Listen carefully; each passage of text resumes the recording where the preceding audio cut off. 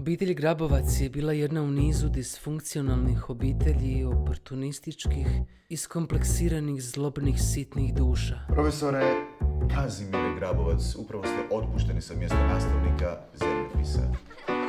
Ti si bila zadužena za račun. Da, I nisi ih plaćala. dobro, i sada ih ti plati. A s kojim novcem? Opet ti. Pa, Mara, znam da sam u problemu. I? Ona ti neće pomoći. Prestani tipkati po tome! Dobro, bako! Gdje je ručak? Dobro, idem. Nemoj mi tako čupati kosu. Može li malo nježnije? Dobro, prosti.